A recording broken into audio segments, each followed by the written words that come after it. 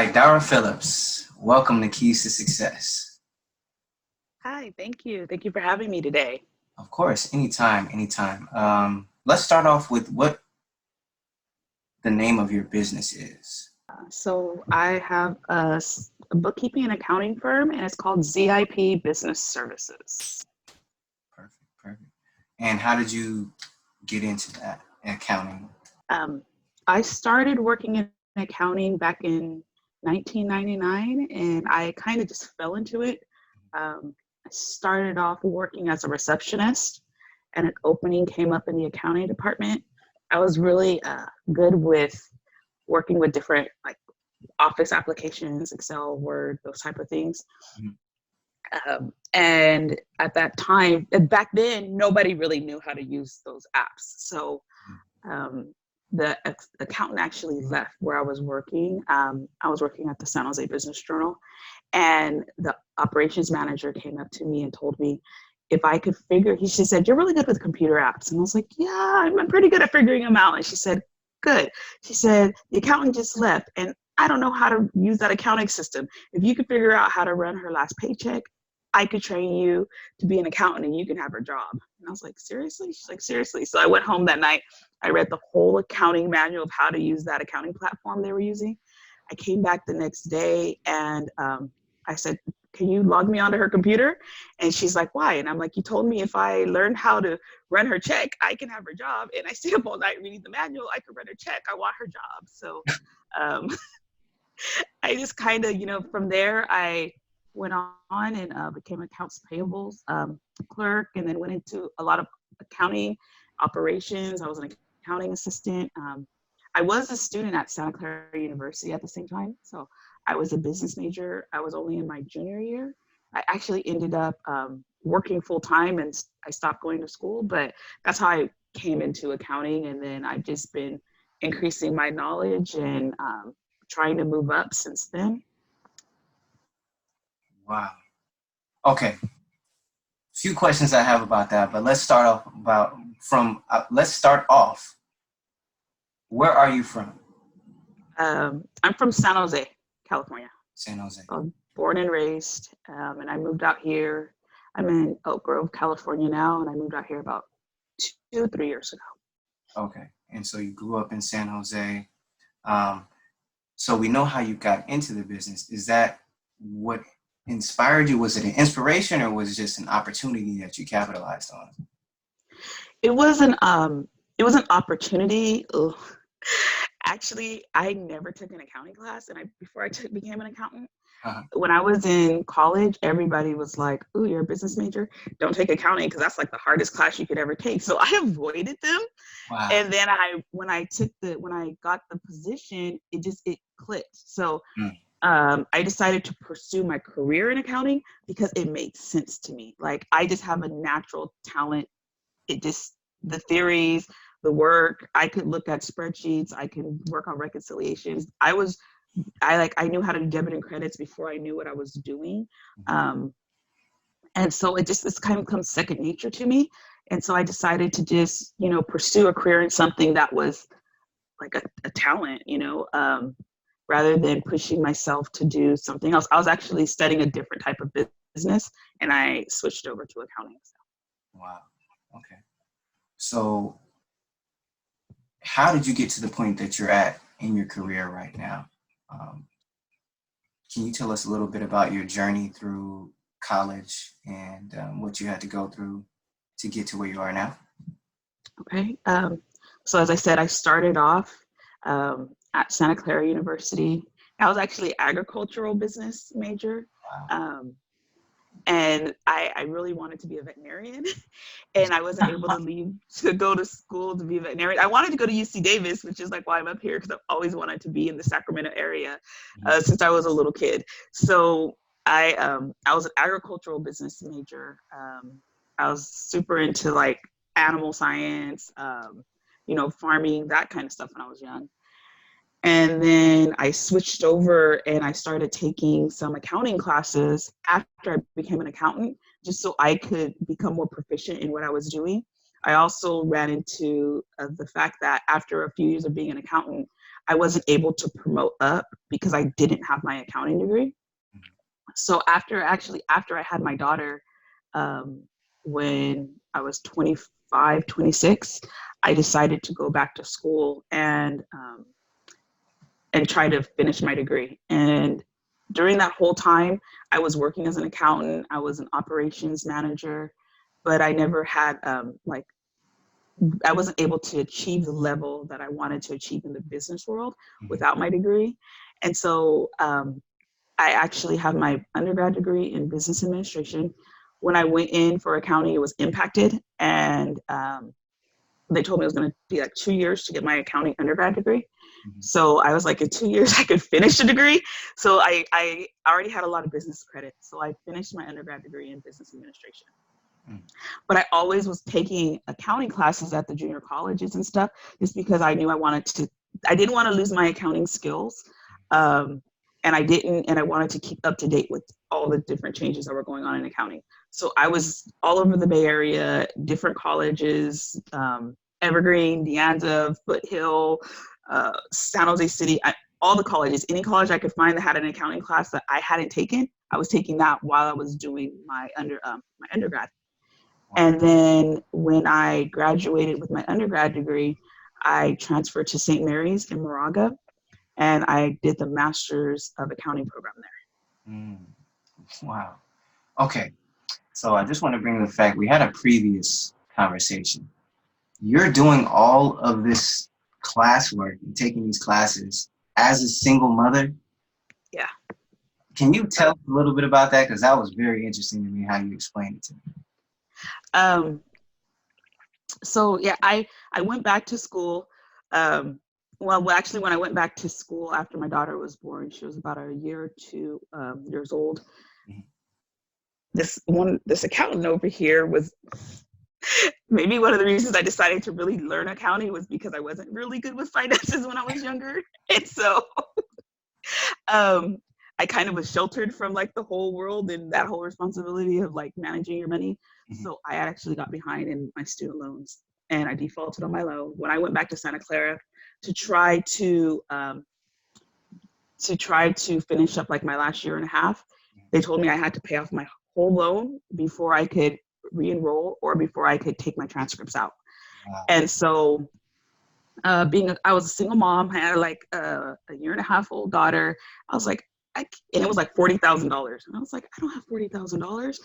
And I thought about it and I said, you know what? I could go back to school and do my schooling all over again before I could come up with $40,000. So I actually re-enrolled into the community colleges, and I did my undergrad all over again, starting from a freshman. So I did my undergrad twice. And I did it like 2 classes at a time. I'm always telling people, go to school, even if you can't do it full time, 1 class a semester, 1 class a quarter. Eventually you're going to look back and you're going to be like, oh, I already have 6 classes done. Oh, I already have 10 classes done. I'm a sophomore now. I got another 10 classes done. I'm a junior now. So there was times when I only took 1 class, 2 classes, depending on what was going on with myself or my daughter. I was working the whole time, so I had to take classes as they fit in with my, my work schedule. But eventually, I was able to look back and be like, hey, I only have 3 more classes and I'm going to graduate. And so I did it. It took me a long time, but I got it done. I graduated with my undergrad in 2013. I started college in 1997. So it took me almost 16 years to get my degree, but I never gave up. And I think that's the most important thing is like, if you have a goal in mind, like never give up on your goals. By doing that though, I was able to get a lot of hands-on experience. So by the time I had my degree, I had already been working for 16 years, right? So I had been working either as an accountant or like in operations, admin assistant, payroll assistant, operations coordinators, or now it would be like an operations analyst, like all these analyst positions are equivalent to what I used to do back then. So I already had the hands-on skill, and I had the technical know-how, and I had the knowledge, and then I had the degree. And then I decided but I wanted to go back into accounting. Like I wanted a job as like a senior accountant, as a controller. Like that was where I wanted to go, because accounting came second nature to me. So when the senior accountants would get stuck on something, they would be like, Idara, can you look at this? And I would be able to look at it before ever taking an accounting class and being like, here's your problem right here, blah, blah, blah, blah, blah. Wow. And then I was a payroll clerk. I would see their pay and I'm like, their pay's 3 times as much as mine. And I would go to my managers and they would be like, well, yeah, but they have a degree. And I'm like, but I solve all their problems. I do half of their work for them. They're like, but they have a degree. So I knew where I wanted to go. Right. and so even then, once I had my bachelor's, people were like, well, how do I know you know accounting? And I'm like, because I've been doing it for so long. They're like, but your position was really low. So I decided, okay, then I'm going to go back and get a master's so people could see really that I know what I'm talking about. And so I have my master's and I'm actually like a CPA candidate. So I just have to sit for my exams. I've done everything else, but I have a family. So I've actually done most of this while having, I did my undergrad with 1 kid. I did my master's program with 2.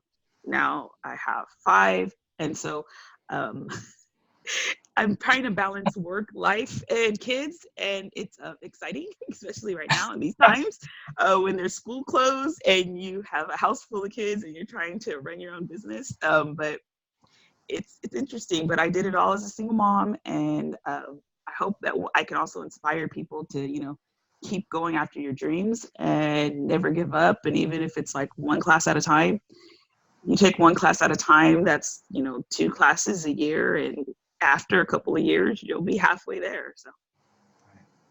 Amazing. That is simply outstanding. What is so now that you're here now and we're in this sort of rut, what is your outlook on the trends of the business in the future, in the near future, and going forward, I should say?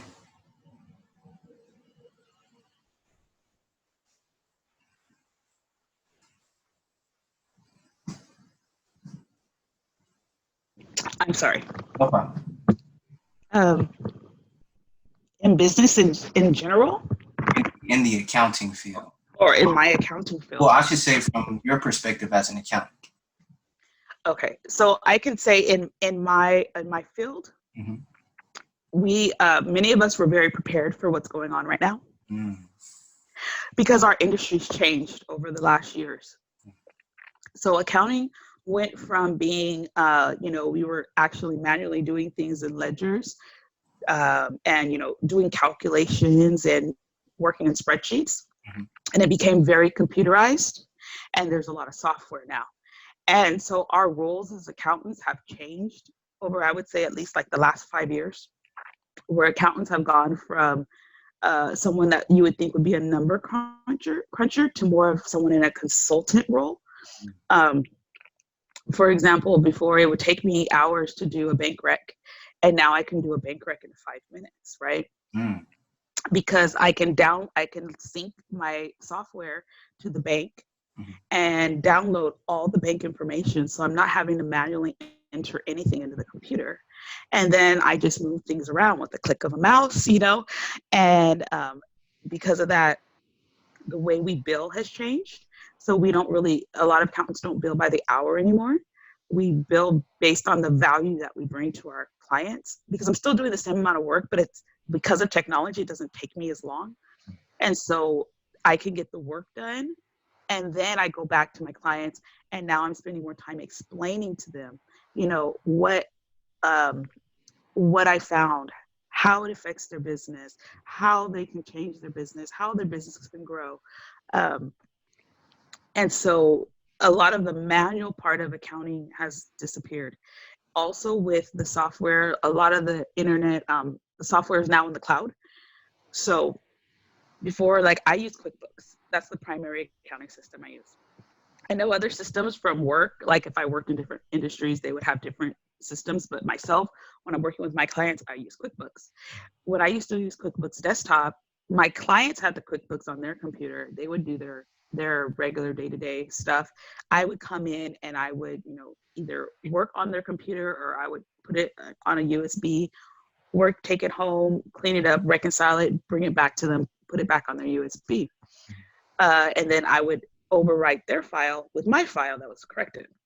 Mm. Now it's in the cloud, so my clients and I can both be working on their stuff at the same time.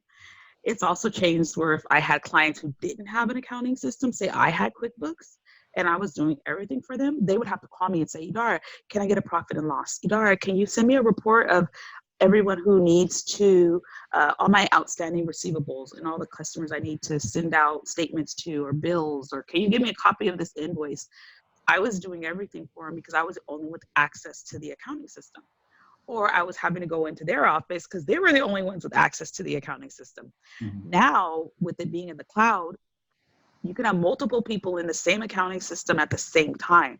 So what that does is it empowers the business owners to have ownership over their information, right? If you need a report, you're not having to wait for me to get it to you. And the same thing, it's empowered accountants to work remotely from home. So we don't have to go into the office. We don't have to go into your office just to get a copy of your invoices. You can now upload them to like a shared drive and you can send me all your paperwork. Mm-hmm. So a lot of accountants have gone to this wireless, I have a headset. I have, I've been using Zoom. I've been trying to get all my stuff in the cloud for the last couple of years. I had a couple people who were resistant to it. They now have no choice because we can't see each other face to face. Right. But I had all the systems in place already Mm-hmm. for a time like this. So I think that right now it's really a time for a lot of accountants. I think that might be one of the reasons we're able to help people right now and businesses and business owners is because a lot of us were already prepared for this part. We were already prepared. We were already working at home. We already had, the systems in place and the third-party apps. And I have, ways to communicate and chat. I have the systems and procedures in place to work from home, to work virtually, to never see anyone, to have the workflow and that I can help a lot of people at the same time. So, I mean, that's how the industry's changing, and that's also how the industry's doing right now as far as with the COVID-19, because also, like I said, we've changed from being manually doing things to using technology to get the work done and then consulting. Mm-hmm. And so right now, a lot of people need advice, right? Mm-hmm. They need advice on what to do. Mm-hmm. They need someone to look at their financial situation and help them decide what's the best next steps, or, maybe create a template and then give them a cash flow projector or help them create a budget. But that's a lot of coaching and a lot of talking, not a lot of like manual work. So our industry's changed in a way that actually benefits us and a lot of other people right now. Wow. Yeah, because it actually, what you're saying, it seems like if the accounting industry wasn't already moving towards that or actually set up to do business virtually, then right now, if this were to happen and you guys weren't set up like that, it would be a huge, bigger problem than it is right now. Yeah, it would. I'm in a lot of accounting forums and things, and we just laugh. We're like, oh, the rest of the world's catching up now. So, I mean, being in the house all day doing my work, there's nothing different to me except for I have my kids here. So I'm trying to keep them quiet during calls. But besides that, that is the only thing that is different with my work. And, I have more people to help because of all the programs that are coming out, and I'm trying to help people, but I was totally set up for this. And it's also good because we're able, like I said, we've gone into this advisory role. And so we're able to help our clients set themselves up, right? I work with businesses, so I'm able to help businesses. I have people that are like, I don't know how to use Zoom. I'm like, here, let me show you, I don't know how to do this, or I don't know, helping people set up, drives like Google Drives and things like that. Those are ways of communication that I've been doing, and it's been in the industry for years. So now all of these tools and resources, I can, help people find the best application for this, whatever situation they're in, or I'm trying to do this, and I'm like, there's an app for that. And I can guide people. And it's because we've actually been trying trial and error in our industry for the last few years and trying to figure out the best ways to work remotely. So right now, accountants are really, a really good resource to have, because we've been working remotely for a few years, especially if you go to like accounting, bookkeeping, the smaller firms. But even the large firms, a lot of people, you know, their employees work from home. They do virtual meetings and conferences. So we not only do we know that part of it, we know a lot of like how to get you set up remotely, how to manage workflows. We have a lot of, you know, applications where you can manage your workflow and stay on task and make sure everything's, you know, you're meeting all your deadlines. Right. Because right now it's hard. When you're working from home, it's hard to stay focused sometimes. And so you need those little reminders and tools to keep you, you know, coordinated. Right. And Perfect. Yeah, that's crazy. So since you've been in the accounting industry, you mentioned about like the barriers with you having to get your master's just to be recognized as somebody, you know, to be recognized that you're worth your hire. You know, so what has been the biggest challenges for minorities in the accounting business that you've seen, if there's any, and especially minority women, being a minority woman? How's that go? Honestly, there's not very many of us, especially African American women in accounting. It was actually a sigh of relief when I went to St. Mary's. There were a few of us in my program, and it was actually the first time I wasn't the only Black person in an accounting class. So all the way through, you know, all the different classes I took and all the different colleges, and I took a lot. When I actually went to my master's program, I was able to skip like the first 2 sessions. So the first 6 classes, because I had taken that many extra accounting classes just on my own. So I'm going to all the different colleges that offer them. So I was in a lot of classes, and I've never been in a class with someone who looked like me until I went to St. Mary's. So I give them props for that, because it is diverse. But even then, like sometimes I think you can grow up in a bubble, and you can like, so I even kind of grew up in a bubble. I grew up in the Bay Area. It's very diverse, right? I grew up in a predominantly minority area. So yeah, I might have known that there was racism and things like that out there in the world, but I never really had to deal with it face to face, right? Once I was done with my master's program, we had a lot of recruiters actually come on campus, and you get recruited, and most people want to go to a big accounting firm. And I ran into like a couple things there, and it was like a real big eye opener. Was they were offering these jobs. Now I'm a single mom, and I'm finishing with my master's, but I have a job and I've been working. So they were offering me jobs that were like starting pay of $50,000 a year. And you kind of have to take these jobs, especially if you want to go onto the track of becoming a CPA. You have to kind of get into a firm. And well, I was making more than $50,000 a year working. So I'm like, I'm going to take a pay cut. How am I going to survive? How am I going to pay for daycare? And then I was also like, I can't do that. So they're like, well, you know, we have an office in Texas that's opening, or we have an office in Nebraska that's opening. I'm like, I can't move to Nebraska. Like, it's not even about moving. It's just about culturally. Like, do you know how much racism I'm going to have to deal with going into this firm? I know I'm going to be the only person that looks like me in there. And that was like the first time where it was really like, I saw the barrier that my race presented. I was lucky enough that when I first started at my first job, the person who trained me, she's an African-American woman. So I didn't really realize the barrier that was there, because the person who brought me into accounting was an African-American woman. She was like the chair of the California CPA Association a couple years ago.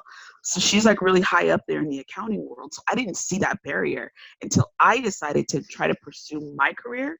And I saw that I might have to move. And I went to the recruiting events, and I was like, I can't take my kids out there. The racism we're going to have to endure is not worth the fact that all the jobs pay $50,000 a year, regardless of what state you went to. So $50,000 in other states is a lot of money, where it's not that much here, right? So I actually was like, I can't do it. And I ended up having to not take an internship and not take a position in some of the jobs I was offered. I didn't go to an accounting firm. And I think that the race part played a big role in it, because the only way I was going to be able to survive was to go out of state. And I couldn't go out of state because I was not ready to endure that racism that I knew I would endure out of state. And so I chose to go into government accounting, and I became a tax auditor. It paid a little bit, it paid more, but it wasn't going to put me on the track to get my CPA the way that going to a firm would. But I knew that because my kids are biracial, I knew that they wouldn't deal with a lot of that racism that we would hit outside going into the places where they were offering me jobs. The diversity wasn't there. So, and it wasn't there within within the recruiters. It wasn't there when I would do visits. No one in the office. I was just the town. It was like the whole community. It's very much a traditional non-minority, non-woman run business. There are more minorities coming in. There's more women. You see more women as partners. You see more minorities as partners, but they're few and far between. And so most firms, the firms are run by partners. So what I tried to look for a place where I would feel comfortable, not only gain knowledge, but feel comfortable working. I had to actually decide not to go to an accounting firm, which it puts me back in my career as far as where I could go. But that's why I decided to start my own business. Right. Yeah. So do you think that was the best, looking back, do you think that was the best course of action? It's always hard to say. It's hard to say if what you did was it was best. They say hindsight's 2020. You look back and you're like, oh, maybe I should have sucked it up for a couple of years. But where I was then, I like where I am now, because I'm doing something that I really like. I think if I hadn't gone to work as a tax auditor and had that experience, I wouldn't have started my business. Now, my business that I started is one of the reasons I chose to actually I was working in accounting, and then when I became a single mom, I was a really hands-on single mom. So I wanted to be able to still be a hands-on single mom and provide for my family. That was one of the other reasons why I was like, I'll go back and get my degree, and I'll go back and get my accounting degree, because I knew that you could work as an accountant from home. And I knew that I could run my own business. And I've always wanted to have my own business since I was a little kid. I mean, I think I was in the 3rd grade when I started the school store. I used to go to I used to go to Newberry's and Woolworth and buy pencils and erasers and stuff and sell them to kids. Oh, wow. And so I've always been that kid who was just I'm trying to make some money. I was in 4th grade and had $100. My mom was like, how'd you have $100? I was like, every single time you give me $1, I save half of it. And so I've always been that person. So I was like, with this field, I could work from home. I know that I would be able to do something where I could still have my business, run my own business, and take care of my kids. Right. And have the flexibility to, if they have an event going at school, I can go and be at that event. If I can go volunteer, because I'm going to make my own schedule. I'll be my own boss. And then when I went to the government, I was at that time, my mindset was move up in your career, right? And then I actually started to, after a year or so working in the government, I loved it, but I was the bad guy. I was the bad guy when I went in. When I would come in, I'm a happy person, and I'm also very helpful. And so I would come in, I'm like, hi, how are you? And they're like, you're the tax auditor, what do you want? And after a while, I was like, gosh, nobody likes me. No one ever smiles when I walk through the door. I get these looks. If I'm friendly, people are like, she's trying to she's trying to catch us up on saying, she's trying to catch me, she's just waiting for me to slip and say something wrong. And so after a while, I was like, maybe this is not the best thing to do. And in the Mm. auditing world, they would say like, okay, you're going to go to the other side, right? Which is helping the businesses versus like, because I worked with businesses, so I audited businesses. Um, it would be helping the businesses versus auditing them. And so when I moved out here, I decided to go to the other side, like completely. I've always helped businesses Mm. because I always had that accounting background. People I knew would be like, "Oh, I started a business," and I'll be like, "I'll help you." "Oh, my books are a mess. I don't know what I'm doing." I'm like, "Okay, Tuesday I don't have class. I'll go help you." So I've been doing bookkeeping forever. Um, but it was always like a gig. It was always like something I did on the side, right? And then when I moved out here, I decided to not go back into government accounting, not go back into auditing, and then I also decided to start my own business and do it full time. Which was like, it's scary because I'm used to having a paycheck and I have kids. So if I don't do it right, it's not even just affecting me, it's affecting, my kids that I have to take care of. But I'm happier. And if I hadn't gone into government accounting, I probably would not have started my business, even though starting a business was one of the first reasons I went into the field. Um, because I didn't like not being able to help people. Like if I open up someone's accounting records and I'm looking through them and I see that their tax bill is twice as much as it needs to be just because things were categorized wrong or a certain rule or law wasn't applied correctly, um, I want to tell them and be like, hey, correct this, it'll reduce your bill. But as a tax auditor, I can't do that. But in my firm, I can. That's what people pay me for. So I'm able to help people with my knowledge. Um, versus being the bad guy and using my knowledge to be like, haha, you missed that. And now you have a big bill. That's wild. That's definitely interesting. What is the name of your accounting firm again and the website so people can know? My accounting firm is ZIP Business Services. Um, the Z's for my kids. Their names start with Z's, and the IP All of is them? for me, Idara Phillips. So All of the kids' names start with Z? yeah, That's cool. my kids, my god kids, my best friend and I decided like in the 10th grade we're gonna name our kids names of Z's, and we actually did it. So there's a lot of Z's, and I'm hoping that I can pass down this business to one of them. I hope one of them will decide that they want to, study business and accounting. There's like between my kids and my god kids and there's like 9 Z kids. So it's BIP Business Services, and we do like accounting, consulting, um, a lot of different things that have to do with business. Like I said, I've been working for 20 years, so I've gained a lot of knowledge. So I'm an accountant, but I do a lot of other stuff, things that businesses just need to keep them busy and keep them working and productive and profitable, and your systems and procedures and computers, IT, all kinds of different things.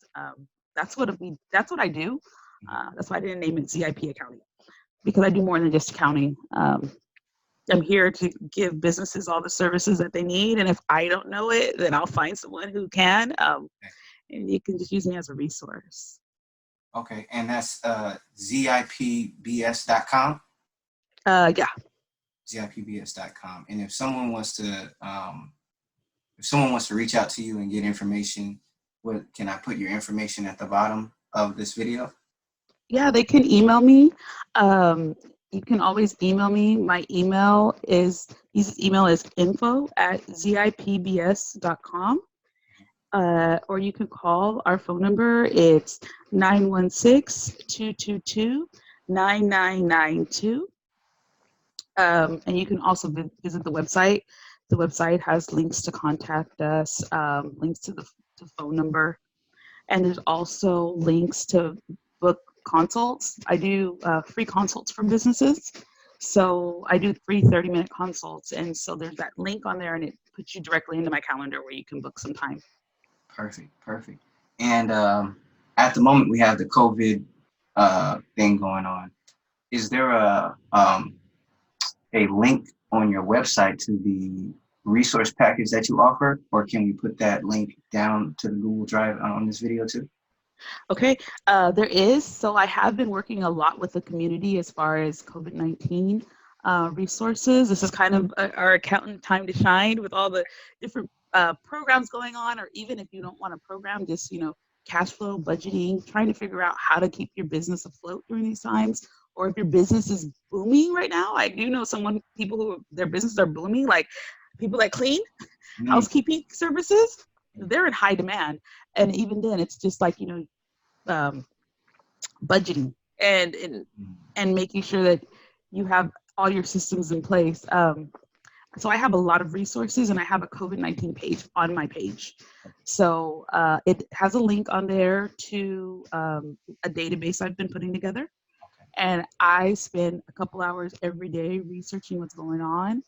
And I'm just put resources, and I've opened up a share drive, and you can go on there and you can look up. I have, literature. I have a PowerPoint slide that I do with businesses to go over their different options. I have links to a lot of the different government programs that are going on. And if I find, good handouts or good little just flyers or information booklets about what's going on, I'm posting everything. So people don't have to spend hours every day doing it. You can just go to one place and kind of look and see. And then I always try to lead back to the original source. So I'm getting almost everything off of government websites, not third-party places, because you want to get your information from the source as close as you can so that it's correct. There's no misinterpretation. So if the government comes out with a new criteria for a PPP loan, I take it and I post it in that share drive. And then I'll archive the oldest ones, so that way people have like the most up-to-date information, and they're not reading a rule or a law that was from like a week or two ago, because everything's changing day by day right now with this current situation.